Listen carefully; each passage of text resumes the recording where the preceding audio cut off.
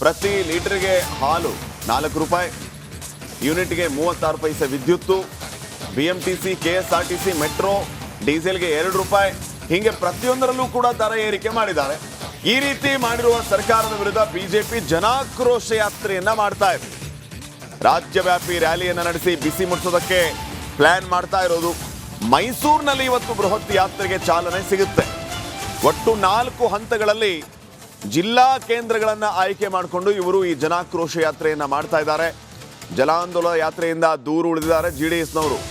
ರಾಜ್ಯಾದ್ಯಂತ ಈ ಜನಾಕ್ರೋಶ ಯಾತ್ರೆಯನ್ನ ಮಾಡ್ತೀವಿ, ಜನಾಕ್ರೋಶ ಯಾತ್ರೆಗೆ ಪ್ರತಿಯೊಬ್ಬರು ಕೈ ಜೋಡಿಸಿ ಅಂತ ಅಶೋಕ್ ಅವರು ಮನವಿಯನ್ನ ಮಾಡಿಕೊಂಡಿದ್ದಾರೆ. 4 ಹಂತಗಳಲ್ಲಿ ಜಿಲ್ಲಾ ಕೇಂದ್ರಗಳಿಂದ ಈ ಯಾತ್ರೆ ನಡೆಯುತ್ತೆ. ಆದರೆ ಈ ಜನಾಂದೋಲನ ಯಾತ್ರೆಯಿಂದ JDS ದೂರ ಉಳಿತಾ ಅನ್ನುವಂಥ ಪ್ರಶ್ನೆ. ರಾಜ್ಯ ಸರ್ಕಾರದ ವಿರುದ್ಧ ಬಿಜೆಪಿ ನಾಯಕರು ಮತ್ತೆ ಸಿಡಿದೆದ್ದಿದ್ದಾರೆ. ಇವತ್ತಿನಿಂದ ನಿರಂತರವಾಗಿ 16 ದಿನಗಳ ಕಾಲ ಪ್ರತಿ ಜಿಲ್ಲೆಯಲ್ಲೂ ಕೂಡ ರಾಜ್ಯದ ಉದ್ದಾಗಲದಲ್ಲೂ ಕೂಡ ಸಂಚಾರ ಮಾಡಿ ದೊಡ್ಡ ಮಟ್ಟದಲ್ಲಿ ಪ್ರತಿಭಟನೆಯನ್ನು ಶುರು ಮಾಡ್ತಾ ಇದ್ದಾರೆ. ಇವತ್ತಿನ ಜನಾಕ್ರೋಶ ಯಾತ್ರೆಗೆ ಇನ್ನೇ ಕೆಲವೇ ಕ್ಷಣಗಳಲ್ಲಿ ಅಶೋಕ್ ಅವರು ಭಾಗಿಯಾಗ್ತಾರೆ. ಅದರ ಕುರಿತಂತೆ ಮಾತಾಡ್ತಾ ಹೋಗೋಣ. ಸರ್, ಇವತ್ತಿನ ಜನಾಕ್ರೋಶ ಯಾತ್ರೆ ಅದು ಮೂಢ ನಂತರದ ಇದು ಮತ್ತೊಂದು ದೊಡ್ಡ ಮಟ್ಟದಲ್ಲಿ ಬೃಹತ್ ಹೋರಾಟ ಆಗ್ತಾ ಇರತಕ್ಕಂಥ, ಇದನ್ನು ಕೂಡ ಮೂಢ ಯಾತ್ರೆಯಷ್ಟೇ ಪರಿಣಾಮಕಾರಿಯಾಗಿ ಆಗುತ್ತಾ? ಇವತ್ತು ನಾವು ಮೈಸೂರಲ್ಲಿ ಜನಾಂದೋಲನ ಕಾರ್ಯಕ್ರಮಕ್ಕೆ ಹೋಗ್ತಾ ಇದ್ದೀರಿ. ಇಲ್ಲಿ ಬೆಲೆ ಏರಿಕೆ ಇರ್ಬೋದು, BJP ಕಾರ್ಯಕರ್ತರನ್ನ ಮೇಲೆ ಹಲ್ಲೆ ಇರ್ಬೋದು, ಹತ್ಯೆ ಇರ್ಬೋದು, ಈ ವಿಚಾರವಾಗಿ ಮತ್ತು ಮುಸ್ಲಿಮರ 4% ಏನು ಮೀಸಲಾತಿ ಕೊಡೋ ಮುಖಾಂತರ ಹಿಂದೂಗಳಿಗೆ ಏನು ಅನ್ಯಾಯ ಮಾಡ್ತಾ ಇದ್ದಾರೆ, ಇದರ ವಿರುದ್ಧವಾದಂಥ ಒಂದು ದೊಡ್ಡ ಹೋರಾಟವನ್ನು ನಾವು ಮಾಡ್ತಾಯಿದ್ರಿ. ಹಿಂದೆನೂ ಕೂಡ ಮೂಢ ಹಗರಣದಲ್ಲಿ 14 ಸೈಟನ್ನು ನುಂಗಿದ ಸಿದ್ದರಾಮಯ್ಯನ ವಿರುದ್ಧ ನಾವು ಹೋರಾಟವನ್ನು ಮಾಡಿದ್ರಿ. ಈಗ ಅದೇ ರೀತಿ ಈ ಬೆಲೆ ಏರಿಕೆ, ಪೆಟ್ರೋ ಇರ್ಬೋದು, ಹಾಲು, ಆಲ್ಕೋಹಾಲು, ಸ್ಟ್ಯಾಂಪ್, ಏನೇನಿದೆಯೋ ಎಲ್ಲ ಬೆಲೆ ಏರಿಕೆಗಳನ್ನು ಮಾಡ್ತಾಯಿದ್ದಾರೆ. ಇದರಿಂದ ರಾಜ್ಯದ ಜನರೇ ಸಂಕಷ್ಟದಲ್ಲಿದ್ದಾರೆ. ಅವ್ರ ಪರವಾಗಿ ಧ್ವನಿ ಎತ್ತಿ ಇಡೀ ಕರ್ನಾಟಕದ ಎಲ್ಲ ಜಿಲ್ಲೆಗಳಲ್ಲೂ ಭೇಟಿ ಮಾಡಿ ಈ ಸರ್ಕಾರದ ದುರಾಳಿತವನ್ನು ಜನಗಳಿಗೆ ತಿಳಿಸುವಂಥ ಕೆಲಸವನ್ನು ನಾವು ಮಾಡ್ತೀವಿ. ವಿರೋಧ ಪಕ್ಷದ ನಾಯಕರಾಗಿ ಅಧಿಕಾರ ವಹಿಸ್ಕೊಂಡಿದ್ದಲ್ಲಿ ಇವತ್ತಿನವರು ಕೂಡ ಪರಿಣಾಮಕಾರಿಯಾಗಿ ಹೋರಾಟವನ್ನು ಮಾಡ್ಕೊಂಡು ಬಂದಿದ್ದೀರಿ. ಅದರಲ್ಲಿ ಮೂಢಾಯತಲ್ಲೂ ಕೂಡ ಪರಿಣಾಮಕಾರಿಯಾಗಿ ಸರ್ಕಾರವನ್ನು ಕಟ್ಟಿ ಹಾಕುವಂಥ ಪ್ರಯತ್ನವನ್ನು ಕೂಡ ಮಾಡಿದ್ರಿ. ಈ ಬಾರಿಯ ಹೋರಾಟ ನಿಜಕ್ಕೂ ಕೂಡ ಸರ್ಕಾರಕ್ಕೆ ಬಿಸಿ ತಟ್ಟತ್ತಂತ, ಈ 16 ದಿನಗಳ ಹೋರಾಟ ಎಷ್ಟರ ಮಟ್ಟಿಗೆ ಯಶಸ್ವಿ ಆಗಬಹುದು ಅಂತ? ಈಗಾಗಲೇ ಅದರ ಬಿಸಿ ತಟ್ಟಿದೆ. ಏನೋ ಸಾಂಕೇತಿಕ ಹೋರಾಟ ಮಾಡ್ತಾರೆ ಅಂತ ತಿಳ್ಕೊಂಡಿದ್ರು. ಇದನ್ನು ನಾವು 16 ದಿನಗಳ ಕಾಲ, ನಾವು ಮೈಸೂರಲ್ಲಿ ಮಾಡಿದ್ದು 5-6 ದಿನಗಳು, ಇದು 16 ದಿನದ ಹೋರಾಟ ಇದು. ಅದರಿಂದ ಜನಕ್ಕೆ ಒಂದು ರೀತಿ ಸರ್ಕಾರದ ವಿರುದ್ಧವಾದಂಥ ಧ್ವನಿ ಹೇಳೋಕ್ಕೆ ಇದೊಂದು ಹೋರಾಟ ಒಂದು ಯಶಸ್ವಿ ಹೋರಾಟ ಆಗ್ತೈತೆ. ಮತ್ತು ಕಾಂಗ್ರೆಸ್ಸನ್ನು ಕಿವಿ ಹಿಂಡೋದಕ್ಕೆ, ವಿರೋಧ ಪಕ್ಷವಾಗಿ ಕಾಂಗ್ರೆಸ್ಸನ್ನು ಕಿವಿ ಹಿಂಡು ದುರಾಡಳಿತವನ್ನು ಜನರಿಗೆ ಬಟಾಬೈಲು ಮಾಡುವಂಥದ್ದಕ್ಕೂ ಒಂದು ಅವಕಾಶ. ಆ ದೃಷ್ಟಿಯಿಂದ ಇದನ್ನು ಉಪಯೋಗ ಮಾಡಿಕೊಂಡು ಈ ಕಾಂಗ್ರೆಸ್ಸಿನ ಲೂಟಿಕೋರ ಕಾಂಗ್ರೆಸ್ಗೆ ಸರಿಯಾದಂಥ ಪಾಠವನ್ನು ಕಲಿಸುವಂಥದ್ದಕ್ಕೆ ಇದು ಒಂದು ದೊಡ್ಡ ಜನಾಂದೋಲನ, ಒಂದು ಹೋರಾಟ. Thank you sir. ಇದಿಷ್ಟು ಕೂಡ ನಾವು ವಿರೋಧ ಪಕ್ಷದ ನಾಯಕರಂತ ಅಶೋಕ್ ಅವರ ಮಾತು. ಕ್ಯಾಮ್ರಾ ಪರ್ಸನ್ ಮಧು ಜೊತೆ ಸುರೇಶ್, ರಿಪಬ್ಲಿಕ್ ಕನ್ನಡ, ಬೆಂಗಳೂರು. ಓಕೆ, ಮತ್ತೊಂದು ಕಡೆ ಇದರ ಫ್ರೆಂಡ್ ಎಲ್ಲೋದ್ರು ಅಂತೇಳಿ JDS ಇಲ್ವೇ ಇಲ್ಲ? JDS ಇಲ್ವಾ? JDSಗೆ ಕೊಟ್ಟಿದೆಯಾ ಬಿಜೆಪಿ ಏಕಾಂಗಿ ಹೋರಾಟವನ್ನು ಮಾಡ್ತಾ ಇದೆ. ಮುಡಾ ಹೋರಾಟದಲ್ಲಿ ಜಂಟಿಯಾಗಿದ್ದ ದೋಸ್ತಿಗಳು ಆಗಲೂ ಕೂಡ ಕಿರಿಕಿರಿ ಆಯಿತು, ಕೊನೆಗಳಿಗೆ ಅಡ್ಜಸ್ಟ್ಮೆಂಟ್ ಆಯಿತು. ಆಮೇಲೆ ಬಂದಿದ್ದರು ಕುಮಾರಸ್ವಾಮಿ ಅವರು. ಇದೀಗ ನಾನೊಂದು ತೀರ ನೀನೊಂದು ತೀರ ಆಗಿದೆ ಬಿಜೆಪಿ JDS. ಹಾಗಿದ್ರೆ ಏನಿದು ದೂರ ಆಗ್ತಾ ಇದೆಯಾ? ಚುನಾವಣೆಗೆ ಮಾತ್ರ ಸೀಮಿತನ? ಏನು ಅರ್ಥ ಆಗ್ತಾ ಇಲ್ಲ. ಯಾಕೆಂತಂದರೆ ಜಂಟಿಯಾಗಿ ಮಾಡಿದರೆ ಇವರು ಪವರ್ಫುಲ್ ಆಗೋದಿಲ್ಲ, ಹಾಗೇನಾದರೂ ಇದೆಯಾ? ಅಥವಾ ಮೈಸೂರಾದ ಕಾರಣಕ್ಕಾಗಿ, ಆಲ್ರೆಡಿ JDSಲ್ಲಿ ಪವರ್ಫುಲ್ ಆದ ಕಾರಣಕ್ಕಾಗಿ ಅವರು JDS ಅವರನ್ನು ಜೊತೆಗೆ ಸೇರಿಸ್ಕೊಳ್ಬೇಕಾಗಿತ್ತು. ಯಾಕಂದರೆ ಇಲ್ಲಿ ತನಕದ ಬಿಜೆಪಿಯ ದೊಡ್ಡ ಹೋರಾಟ ಅಥವಾ ಬಿಜೆಪಿಯ ಫೇಲ್ಯೂರ್ ಇರೋದೇ ಹಳೆ ಮೈಸೂರು ಭಾಗದಲ್ಲಿ ಒಂದು ಎಂಟ್ರಿ ಕೊಟ್ಟರೆ ಏನೋ ಒಂದು ದೊಡ್ಡದಾಗುತ್ತೆ ಅನ್ನೋಂಥ ವಿಶ್ವಾಸ ಇದೆ. ಆಮೇಲೆ ರಾಜಕೀಯ ನಾಯಕರು ಅದನ್ನು ಪ್ರಯತ್ನ ಪಟ್ಟಿದ್ದರು. ನಿಜವಾಗ್ಲೂ ನೀವು ವಿಜಯೇಂದ್ರ ಬಗ್ಗೆ ಟೀಕೆ ಮಾಡ್ತಿರೋ, ಟಿಪ್ಪಣಿ ಮಾಡ್ತಿರೋ ಬೇರೆ ವಿಚಾರ.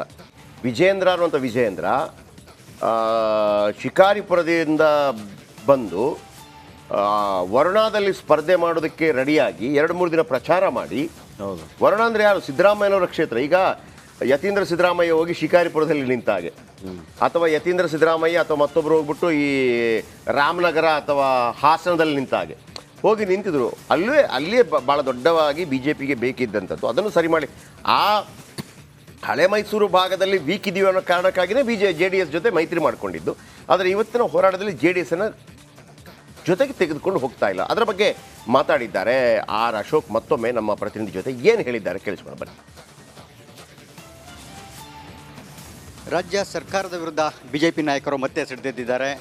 ಇವತ್ತಿನಿಂದ ನಿರಂತರವಾಗಿ 16 ದಿನಗಳ ಕಾಲ ಪ್ರತಿ ಜಿಲ್ಲೆಯಲ್ಲೂ ಕೂಡ ರಾಜ್ಯದ ಉದ್ದಾಗಲದಲ್ಲೂ ಕೂಡ ಸಂಚಾರ ಮಾಡಿ ದೊಡ್ಡ ಮಟ್ಟದಲ್ಲಿ ಪ್ರತಿಭಟನೆಯನ್ನು ಶುರು ಮಾಡ್ತಾ ಇದ್ದಾರೆ. ಇವತ್ತಿನ ಜನಾಕ್ರೋಶ ಯಾತ್ರೆಗೆ ಇನ್ನು ಕೆಲವೇ ಕ್ಷಣಗಳಲ್ಲಿ ಆರ್ ಅಶೋಕ್ ಅವ್ರ ಬಗೆಯಾಗ್ತಾರೆ. ಅದರ ಕುರಿತಂತೆ ಮಾತಾಡ್ತಾ ಹೋಗೋಣ. ಸರ್, ಇವತ್ತಿನ ಜನಾಕ್ರೋಶ ಯಾತ್ರೆ ಅದು ಮೂಡ ನಂತರದ ಇದು ಮತ್ತೊಂದು ದೊಡ್ಡ ಮಟ್ಟದಲ್ಲಿ ಬೃಹತ್ ಹೋರಾಟ ಆಗ್ತಾ ಇರತಕ್ಕಂಥ, ಇದನ್ನು ಕೂಡ ಮೂಡ ಯಾತ್ರೆಯಷ್ಟೇ ಪರಿಣಾಮಕಾರಿಯಾಗಿ ಆಗುತ್ತಾ? ಇವತ್ತು ನಾವು ಮೈಸೂರಲ್ಲಿ ಜನಾಂದೋಲನ ಕಾರ್ಯಕ್ರಮಕ್ಕೆ ಹೋಗ್ತಾ ಇದ್ದೀರಿ.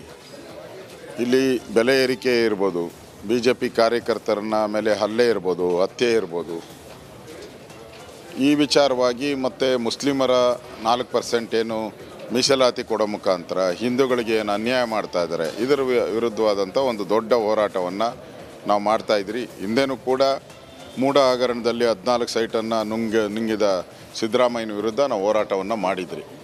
ಈಗ ಅದೇ ರೀತಿ ಈ ಬೆಲೆ ಏರಿಕೆ, ಪೆಟ್ರೋಲ್ ಇರ್ಬೋದು, ಹಾಲು, ಆಲ್ಕೋಹಾಲು, ಸ್ಟ್ಯಾಂಪ್ ಏನೇನಿದೆಯೋ ಎಲ್ಲ ಬೆಲೆ ಏರಿಕೆಗಳನ್ನು ಮಾಡ್ತಾ ಇದ್ದಾರೆ.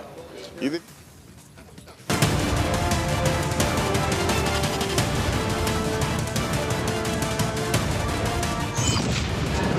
ಬೆಲೆ ಏರಿಕೆ ವಿರುದ್ಧ ಸಿಡಿದೆದ್ದ ಬಿಜೆಪಿ ಪಡೆ. ರಾಜ್ಯ ಸರ್ಕಾರದ ವಿರುದ್ಧ ಜನಾಕ್ರೋಶ ಯಾತ್ರೆ. ಹಾಲು, ಟೋಲು, ಪೆಟ್ರೋಲ್, ಡೀಸೆಲ್, ಕರೆಂಟ್, ದಿನಸಿ, ಉಸಿರಾಡೋ ಗಾಳಿಯೊಂದನ್ನು ಬಿಟ್ಟು ಎಲ್ಲದರ ಬೆಲೆ ಗಗನಕ್ಕೇರಿದೆ. ಈ ಬಾರಿ ದುನಿಯಾದಲ್ಲಿ ಬದುಕೋದು ಹೇಗಪ್ಪ ಅಂತ ಜನಸಾಮಾನ್ಯರು ಒದ್ದಾಡ್ತಿದ್ದಾರೆ. ಮತ್ತೊಂದೆಡೆ ಬೆಲೆ ಏರಿಕೆ ಖಂಡಿಸಿ ಬಿಜೆಪಿ ಪ್ರತಿಭಟನೆ ನಡೆಸುತ್ತಿದೆ. ಇದೀಗ ಹೋರಾಟದ ಮತ್ತೊಂದು ಹಂತವಾಗಿ ಇಂದು ಮೈಸೂರಿನಲ್ಲಿ ಜನಾಕ್ರೋಶ ಯಾತ್ರೆಗೆ ಬಿಜೆಪಿ ಸಜ್ಜಾಗಿದೆ. ರಾಜ್ಯ ಸರ್ಕಾರದ ವಿರುದ್ಧ ಸಿಡಿದೆದ್ದ ವಿಪಕ್ಷ ಬಿಜೆಪಿ ಮೈಸೂರಿನ ಗಾಂಧಿ ವೃತ್ತದಲ್ಲಿ ರಾಜ್ಯ ಸರ್ಕಾರದ ವಿರುದ್ಧ ಜನಾಕ್ರೋಶ ಯಾತ್ರೆ ಕೈಗೊಳ್ಳಲಿದ್ದಾರೆ. ಬಿಜೆಪಿ ರಾಜ್ಯಾಧ್ಯಕ್ಷ BY ವಿಜೇಂದ್ರ ಜನಾಕ್ರೋಶ ಯಾತ್ರೆಯಲ್ಲಿ ಭಾಗವಹಿಸಲಿದ್ದು ಇಡೀ ದಿನ ಮೈಸೂರಿನಲ್ಲಿ ಪ್ರವಾಸ ನಡೆಸಲಿದ್ದಾರೆ. ಈ ಭ್ರಷ್ಟ ಜನ ವಿರೋಧಿ, ಬಡವರ ವಿರೋಧಿ, ರೈತ ವಿರೋಧಿ ಕಾಂಗ್ರೆಸ್ ಸರ್ಕಾರದ ವಿರುದ್ಧ ಜನಾಕ್ರೋಶ ಯಾತ್ರೆಯನ್ನು ಪ್ರಾರಂಭ ಮಾಡ್ತಾ ಇದ್ದೇವೆ. ಚಾಮುಂಡಿ ಬೆಟ್ಟಕ್ಕೆ ಚಾಮುಂಡಿ ತಾಯಿಗೆ ಪೂಜೆನ ಸಲ್ಲಿಸಿ ಮಧ್ಯಾಹ್ನ ಈ ಯಾತ್ರೆ ಜನಾಕ್ರೋಶ ಯಾತ್ರೆ ಪ್ರಾರಂಭ ಆಗ್ತದೆ. 16 ದಿನಗಳ ಕಾಲ ಇಡೀ ರಾಜ್ಯವ್ಯಾಪಿ ಈ ಬೆಲೆ ಏರಿಕೆ, ಮುಸ್ಲಿಮರ ಓಲೈಕೆ ವಿರುದ್ಧವಾಗಿ ಒಂದು ಜನಾಂದೋಲನವನ್ನು ಮಾಡ್ತಾ ಇದ್ದೀರಿ. 4 ಹಂತದ ಒಂದು ಹೋರಾಟವನ್ನು ನಾವು ಮಾಡ್ತಾ ಇದ್ದೀರಿ. ಮೈಸೂರು ಭಾಗ ಇರ್ಬೋದು, ಹೈದರಾಬಾದ್ ಕರ್ನಾಟಕ ಇರ್ಬೋದು, ಮುಂಬೈ ಕರ್ನಾಟಕ, ಈ ಥರ ಏನೇನು ಕೋಸ್ಟಲ್ ಭಾಗ, ಈ ಥರದ್ದೆಲ್ಲ ಭಾಗಗಳಿದೆ. ಅದನ್ನು ಡಿವೈಡ್ ಮಾಡಿ 4 ಹಂತದಲ್ಲಿ ಈ ಹೋರಾಟವನ್ನು ನಾವು ಮಾಡ್ತಾ ಇದ್ದೀರಿ. ಬೆಳಿಗ್ಗೆ ಮೈಸೂರು ತಾಲೂಕು ಮಾದನಹಳ್ಳಿಯಲ್ಲಿ ಧಾರ್ಮಿಕ ಸಭೆಯಲ್ಲಿ ವಿಜೇಂದ್ರ ಭಾಗಿಯಾಗಲಿದ್ದಾರೆ. ಮಧ್ಯಾಹ್ನ ಚಾಮುಂಡಿ ಬೆಟ್ಟದ ವಿಶೇಷ ಪೂಜೆ ಸಲ್ಲಿಕೆ ಬಳಿಕ ಜನಾಕ್ರೋಶ ಯಾತ್ರೆಯಲ್ಲಿ ಭಾಗಿಯಾಗಲಿದ್ದಾರೆ. ಜನಾಕ್ರೋಶ ಯಾತ್ರೆಗೆ DKC ಕೌಂಟರ್. ಆಕ್ರೋಶ ಅವ್ರಿಗೇನಾಗಿರಬೇಕು, ಜನಕ್ಕೇನಿಲ್ಲ. ಅದೆಲ್ಲ ಅವರ ಬೆಲೆ ಏರಿಕೆ ಪ್ರಾರಂಭ ಮಾಡಿ ನಾವು 5 ಗ್ಯಾರಂಟಿಗಳು ತಂದಿದ್ದೇ ಈ ಬೆಲೆ ಏರಿಕೆಗೆ ಸಮಾಧಾನ ಮಾಡಲಿಕ್ಕೆ, ಜನರ ಬದುಕನ್ನು. ಈಗ HK ಪಾಟೀಲ್ ಹೇಳಿದ್ರಲ್ಲ ಏನೇನು ಮಾತಾಡಿದ್ರು ಅಂತ, HK ಪಾಟೀಲ್ ಸಾರಾಂಶನ ನೀವು ತೆಗೆದುಕೊಳ್ಳಿ. ಇಂದಿನಿಂದ ಕಾಂಗ್ರೆಸ್ ಸರ್ಕಾರದ ವಿರುದ್ಧ ಜನಾಕ್ರೋಶ ಯಾತ್ರೆ ಶುರುವಾಗಲಿದ್ದು ವಿಜಯೇಂದ್ರ ಜೊತೆಗೆ ಬಿಜೆಪಿ ನಾಯಕರು, ಮುಖಂಡರು, ಕಾರ್ಯಕರ್ತರು ಜನಾಕ್ರೋಶ ಯಾತ್ರೆಯಲ್ಲಿ ಭಾಗಿಯಾಗಲಿದ್ದಾರೆ. ವಿನೋದ್ ಪಡುವಾರಳ್ಳಿ, ರಿಪಬ್ಲಿಕ್ ಕನ್ನಡ, ಮೈಸೂರು.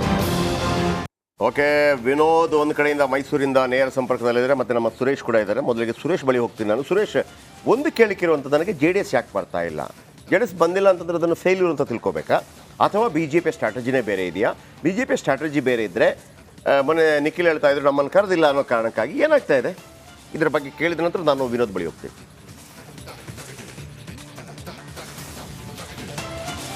ಎಸ್ ಜಯಪ್ರಕಾಶ್, ಒಂದು ಪಕ್ಷದ 2 ಪಕ್ಷಗಳಲ್ಲಿ ಆಂತರಿಕವಾಗಿ ನಡೆತಿರ್ತಕ್ಕಂಥ ವಿಚಾರ ಅಂತ ಹೇಳೋದಾದರೆ, ಎಲ್ಲೋ ಒಂದು ಕಡೆ ಕ್ರೆಡಿಟ್ ವಾರ್ಗೋಸ್ಕರನೇ ಇದು ಆಗ್ತಾ ಇದೆ ಅಂತಕ್ಕಂಥದ್ದು. ಹೀಗಾಗಿಯೇ ಇಬ್ಬರ ನಡುವೆ ಅಂದರೆ JDS ಮತ್ತು BJPಯ ನಡುವೆ ಒಂದಷ್ಟು ಸಮನ್ವಯ ಕೊರತೆ ಕೂಡ ಇರತಕ್ಕಂಥದ್ದು. ಯಾಕೆಂದರೆ ಈ ಹಿಂದೆ ಮೂಡ ಯಾತ್ರೆ ಆದಂಥ ಸಂದರ್ಭದಲ್ಲೂ ಕೂಡ ಕುಮಾರಸ್ವಾಮಿ ಒಂದಷ್ಟು ಅಬ್ಜೆಕ್ಷನನ್ನು ಮಾಡಿದರು. ಏಕೆಂದರೆ ಇಲ್ಲಿ ನಿಖಿಲ್ ಕುಮಾರಸ್ವಾಮಿ ಅವರು ಈ BJPಯ ಹೋರಾಟದಲ್ಲಿ ನಿಖಿಲ್ ಮರೆಯಾಗ್ಬಿಡ್ತಾರೋ ಅಂತಕ್ಕಂತಹ ಒಂದಷ್ಟು ಆತಂಕ ಕೂಡ JDS ನಾಯಕರಿಗೆ ಇತ್ತು. ಅಂತಹ ಒಂದು ಸಲಹೆಯನ್ನು ಕುಮಾರಸ್ವಾಮಿ ಕುಮಾರಸ್ವಾಮಿ ಅವರಿಗೆ ಅವರ ಕೆಲ ನಾಯಕರಿಗೆ ಅವರ ಆಪ್ತರು ಕೊಟ್ಟಿದ್ರು ಅಂತಕ್ಕಂಥದ್ದು ನಮಗಿರುವಂಥ ಮಾಹಿತಿ. ಸೊ ಈ ಬಾರಿಯೂ ಕೂಡ ಎಲ್ಲೋ ಒಂದು ಕಡೆ ಜೆ ಡಿ ಎಸ್ನವರು ಬಿ ಜೆ ಪಿಯ ಹೋರಾಟಕ್ಕೆ ಬೆಂಬಲ ಕೊಟ್ಟರೆ ಅದು ಎಲ್ಲೋ ಒಂದು ಕಡೆ ಜೆ ಡಿ ಎಸ್ನ ಹೋರಾಟ ಬಿ ಜೆ ಪಿ ಹೋರಾಟ ಎರಡರ ಮಧ್ಯೆ ಅದು ಕೊನೆಗೆ ಬಿ ಜೆ ಪಿಯ ಹೋರಾಟ ಅಂತಲೇ ಹೈಲೈಟ್ ಆಗ್ತಾ ಇರ್ತಕ್ಕಂಥದ್ದು ಈಗಾಗಲೇ ಎರಡು ಪಕ್ಷಗಳು ಆಗ್ತಾ ಇರ್ತಕ್ಕಂಥದ್ದು ಚರ್ಚೆ ಆಗ್ತಾ ಇರ್ತಕ್ಕಂಥದ್ದು. ಹೀಗಾಗಿನೇ ಜೆ ಡಿ ಎಸ್ನವರು ಈ ಬಾರಿಯ ಬೆಂಬಲಕ್ಕೆ ಹೋರಾಟಕ್ಕೆ ಬೆಂಬಲವನ್ನು ಕೊಟ್ಟಿಲ್ಲ ಅಂತಕ್ಕಂಥದ್ದು ನಮಗಿರುವಂತಹ ಮಾಹಿತಿ ಇದೆ. ಈ ವಿಚಾರನೆ ಈ ಸದ್ಯಕ್ಕೆ ರಾಜಕೀಯವಾಗಿ ಕೂಡ ಎರಡು ಪಕ್ಷಗಳಲ್ಲೂ ಕೂಡ ಚರ್ಚೆ ಆಗ್ತಾ ಇರ್ತಕ್ಕಂಥದ್ದು. ಇನ್ನು ಒಂದು ಕಡೆ ಆದರೆ ಮತ್ತೊಂದು ಕಡೆ ಈ ಮುಂಚೆನೂ ಕೂಡ ನಮಗೆ ಗೊತ್ತಿರೋ ಹಾಗೆ ಸದನ ಅಧಿವೇಶನ ಶುರುವಾಗೋದಕ್ಕೂ ಮುಂಚೆನೂ ಕೂಡ ಒಂದು ಸಮನ್ವಯ ಸಮಿತಿಯ ಸಭೆಯನ್ನು ಕರೆದಿದ್ರು ಒಂದು ಖಾಸಗಿ ಹೋಟೆಲ್. ಆ ಸಂದರ್ಭದಲ್ಲಿ ಆರ್ ಅಶೋಕ್ ವಿಜಯೇಂದ್ರ ಸೇರಿದಂತೆ ಕುಮಾರಸ್ವಾಮಿ ಅವರು ಕೂಡ ಹಾಗೆ ಜೆ ಡಿ ಎಸ್ ಎಲ್ಲ ನಾಯಕರು ಕೂಡ ಭಾಗಿಯಾಗಿದ್ದರು. ಆದರೆ ಅವರ ಒಂದು ಸಮನ್ವಯ ಸಮಿತಿ ಕೇವಲ ಅಧಿವೇಶನದ ಒಳಗೆ ಮತ್ತು ಸದನದ ಒಳಗೆ ಮಾತ್ರ ಆಗಿರ್ತಕ್ಕಂಥದ್ದು. ಆದರೆ ಹೊರಗೆ ಬಿ ಜೆ ಪಿಯ ಯಾವುದೇ ರೀತಿಯ ಹೋರಾಟಗಳು ಬಾಹ್ಯ ಹೋರಾಟಗಳು ಏನಿರುತ್ತೆ ಅದು ಯಾವುದಕ್ಕೂ ಕೂಡ ಜೆ ಡಿ ಎಸ್ನವರು ಬೆಂಬಲ ಇಲ್ಲ ಅಂತಕ್ಕಂಥದ್ದು ಈ ಹೋರಾಟದ ಮೂಲಕ ಬಹಳ ಸ್ಪಷ್ಟವಾಗಿ ಗೊತ್ತಾಗ್ತಕ್ಕಂಥದ್ದು. ಓಕೆ ಓಕೆ ಓಕೆ ಅದ್ರ ಏನು ಉತ್ತರವನ್ನು ನನಗೆ ಕಂಪ್ಲೀಟಾಗಿ ಏನು ಸಮಾಧಾನ ತರ್ತಿಲ್ಲ. ವಿನೋದ್ ಕೇಳ್ತೀನಿ, ಮೈಸೂರು BJP ಜನಾಕ್ರೋಶ ಯಾತ್ರೆಗೆ ವಿನೋದ್